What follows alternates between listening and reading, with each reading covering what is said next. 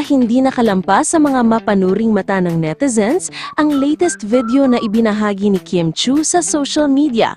Sa naturang clip, makikita si Kim naglalakad habang dala ang kanyang House of Little Bunny bag na sinusundan ng camera. Simple lang ang kuha, ngunit agad itong naging usap-usapang online.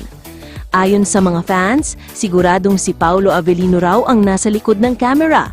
Para sa marami, halatang may effort at tiyaga ang kumuha ng video, lalo na't sinundan mismo ng camera ang bawat galaw ni Kim habang naglalakad. Para bang hindi lamang basta video clip ang nakunan, kung hindi isang cinematic shot na puno ng kilig vibes. Marami tuloy ang napakomento at nagbigay ng sariling hula.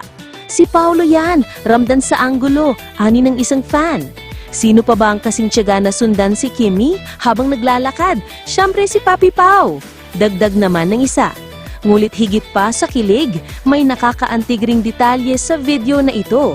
Maliit na bagay man, napansin ng mga netizens na ang clip ay ginawa para ipromote ang bag ni Kim Chiu. At kung si Paolo nga ang kumuha ng video, makikitang hindi lamang siya taga-suporta sa likod ng camera, kung hindi aktibong tumutulong sa kanyang maliit na paraan upang palakasin ang negosyo ni Kim.